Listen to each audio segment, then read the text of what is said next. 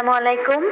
আমি তন্নি কথা বলছি চট্টগ্রাম থেকে। Welcome back to my channel Tonni's daily simple lifestyle. কি অবস্থা সবার? আশা করছি সবাই ভালো আছেন। আমি মোটামুটি ভালো আছি। আজকের ভিডিওটা শেয়ার করার টাইম কোনটা জানেন? এখন কিন্তু রাত বাজে প্রায় 2টা। তো প্রত্যেক দিন আমি খাবার পরে আমার কিচেনটাকে যেভাবে ক্লিন করে রাখি আর কি কি কাজ করি সেটাই দেখাবো। তবে আজকে অনেক বেশি লেট হয়ে গেছে। আশা করছি আপনাদের ভালো লাগবে। ভালো লাগলে প্লিজ আমার চ্যানেলটিকে সাবস্ক্রাইব করে আমার পাশে থাকবেন। ভিডিওটা একটু বড়, কষ্ট করে দেখবেন, অনেক হেল্পফুল হবে আপনাদের জন্য। অনেক বেশি মোটিভেশন পাবেন এই ভিডিওটা থেকে। তো চলুন শুরু করা যাক।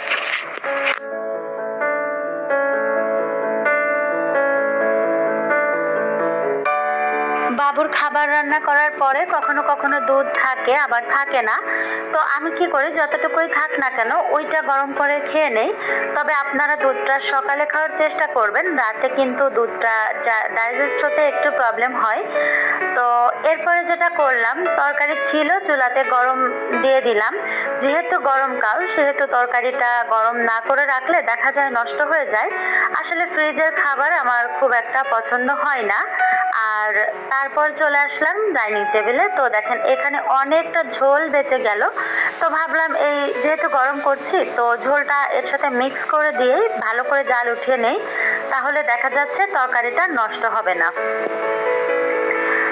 আমার যেহেতু ছোট বাচ্চা কোলে সেহেতু আমি এত বেশি রুটিন মেনটেন করে কিন্তু কাজ করতে পারি না।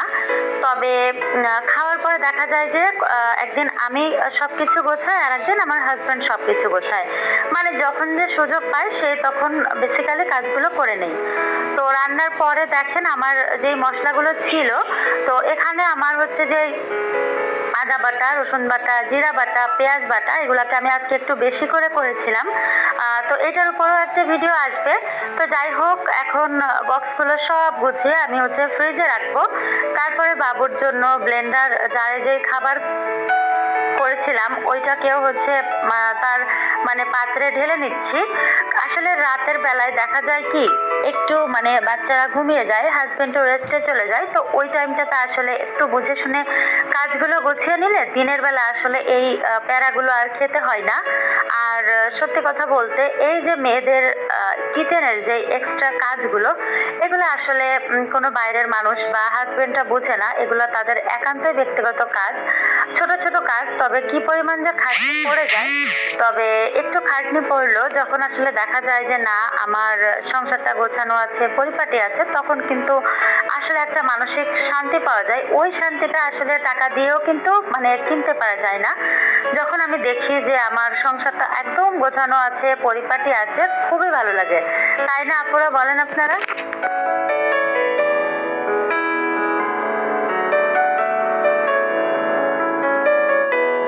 সংসারের মায়া এমন একটা জিনিস, আমার কাছে মনে হয় যে সন্তান আর সংসার, মেয়েরা হয়তোবা এই মায়াগুলোতেই থেকে যায়।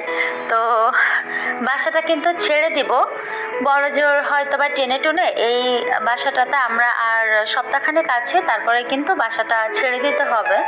তারপরও দেখেন প্রাণপণে গুছিয়ে যাচ্ছি, কারণ যতটুকু সময় আছে ততটুকু সময় বাসাটাও আমার, সংসারটাও আমার। তবে এইবার আর গোছাবো না। এটা মনে হয় আপনাদের সাথে আমার কিচেন থেকে মানে লাস্ট ভিডিও। তো যেহেতু মানে আমার রাতের রুটিনটা হচ্ছে আপনাদের সাথে একটু দেখিয়ে দিলাম, শেয়ার করে দিলাম আর কি।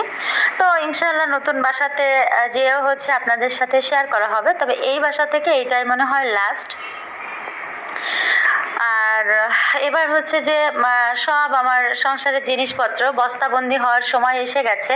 আর সব কিছুই টুকটাক করে গুছিয়ে ফেলতে হবে, আর সাজিয়ে রাখার সময় নেই। তো যাই হোক, ফিল্টারে পানি ছিল না, ফিল্টারে পানির বোতলটা দিয়ে আমি হচ্ছে এখানে একটু গুছিয়ে নিচ্ছি। আসলে ওভেন ডাকটা বানিয়েছিলাম অনেক শখ করে, যে একটাতে ব্লেন্ডার, একটাতে ফিল্টার, একটাতে রাইস কুকার, একটাতে ওভেন রাখবো। তো রাইস কুকার আসলে রাখা যাচ্ছে না, আর ব্লেন্ডার রেখে আসলে ব্লেন্ড করার মতো মানে জায়গা নেই। আর যেহেতু আমার মাইক্রো ওভেন নেই সেহেতু আর কি করা বলেন। তবে টাকা পয়সা হলে একটা কিনে আনবো ইনশাল্লাহ।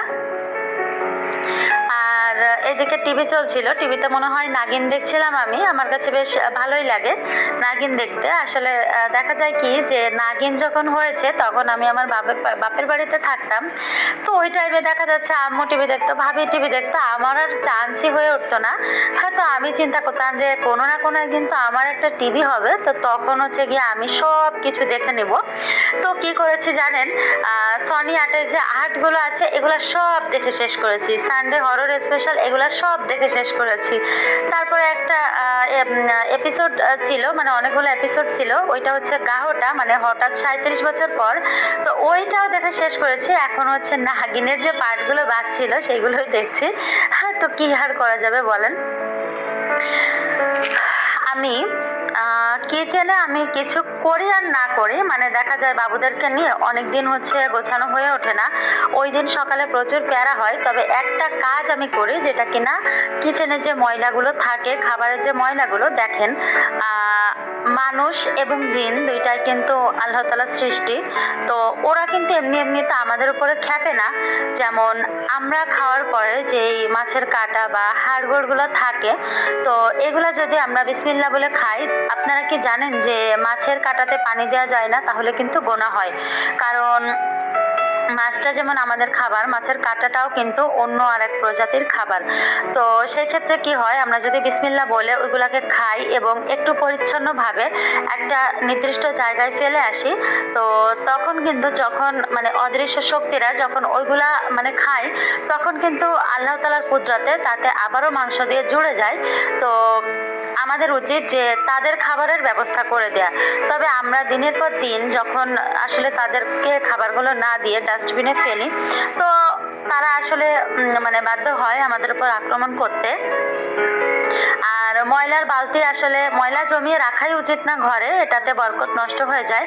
তারপর আমরা যারা শহরে থাকি কি করব বলেন, আমি ময়লাগুলো মানে কিছু করি আর না করি, ময়লাগুলো বালতিতে ফেলে পাত্রটা হচ্ছে ঢেকে রেখে দেই। তো যাই হোক, ওইদিকে ডাইনিং টেবিলে পরিষ্কার হয়েছে। এখন চুলার যেই মানে জানালার গ্রিলটা একটু দেখলাম তেল চিটচিটে। তো চুলার যে স্পেসটা, এটা সম্পূর্ণভাবেই হচ্ছে এখন একটু ক্লিন করে নিব।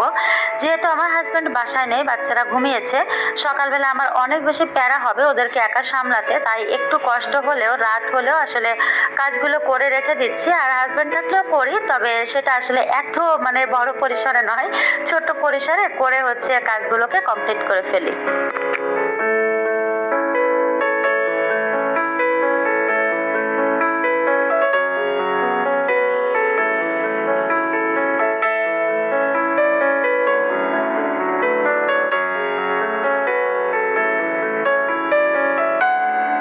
আজকের ভিডিওটা কিন্তু বেশ বড়সড়।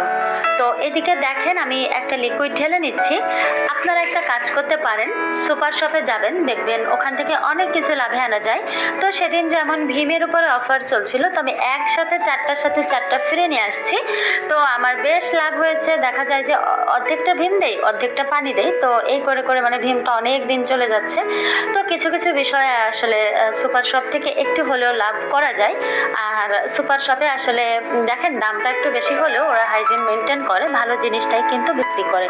তো আসলে যে টাকাটা আপনি মানে খোলা বাজার থেকে বাঁচাবেন, সেটা কিন্তু দেখা যায় যে 2 দিন পরে আপনার কিছু না কিছু হয়ে সেই টাকাটা বের হয়ে যায়। তো আমার মনে হয় যে সব সময় ভালো জায়গা থেকে ভালো জিনিসগুলো পারচেস করা উচিত, যার যার অ্যাবিলিটি অনুযায়ী। তো যাই হোক, এখন কিন্তু আমার একবারেই সব কিছু মানে কমপ্লিট হয়ে গেছে, জাস্ট ঝাড়টা দিতে বাকি। আর এদিকে থালা বাসনগুলো ধুয়ে নিলেই কিন্তু আমার কাজটা শেষ হয়ে যাবে। তো জানি না এত বড় ভিডিও আপনারা কেউ দেখেছেন কিনা, যদি দেখে থাকেন এই পর্যন্ত, যদি কেউ আমার সাথে থাকেন, তাকে তো অসংখ্য ধন্যবাদ। আর সবার পরিবারের জন্য আমার পক্ষ থেকে অনেক দোয়া, যে সবাই ভালো থাকুক, সুস্থ থাকুক। আর আমার জন্যও সবাই দোয়া করবেন। ছোট 2টা বাচ্চা নিয়ে আসলে ইউটিউবের পিছনে আমি কিন্তু হাড় ভাঙা খাটুনি দিচ্ছি, যাতে একটু কিছু করতে পারি কিনা। তো জানি না আল্লাহ তাআলা কতটা সহায় হয় হবেন। তবে যতটুকুই ভিউ পাচ্ছি আলহামদুলিল্লাহ আমি অনেক বেশি খুশি। আমার যেটা চাওয়া রব্বুল আলামিন তার থেকে আমাকে অনেক বেশি পরিসরে দিচ্ছেন। তো ভিডিওটা একদম শেষ পর্যায়ে দেখেন, শেষমেশ একটু নুডলস ছিল যেটা আমার মেয়ে খেয়েছিল না, তো আমি এটা ধুয়ে যেহেতু মশলা দিয়ে করা ছিল পানি ঝরিয়ে এখন একটু ফ্রিজে রাখবো, সকালে একটা ডিম দিয়ে ভেজে দিব। তো ভিডিওটা একদমই শেষ করছি। আসলে রাতের বেলায় যদি এইভাবে একটু কষ্ট করে হলেও কাজগুলোকে কমপ্লিট করে শোয়া যায়, তাহলে দেখা যায় যে সকালবেলা আসলে একটা ভালো মানে মানে ভালো একটা দিন পার করা যায়। অত বেশি প্যারা থাকে না, চাপ থাকে না, দিনটা বেশ ভালো কাটে। সকালটা ভালোভাবে শুরু হলে সারা দিনটাও কিন্তু ভালোভাবে যায়। আল্লাহ হাফেজ, আসসালামু আলাইকুম।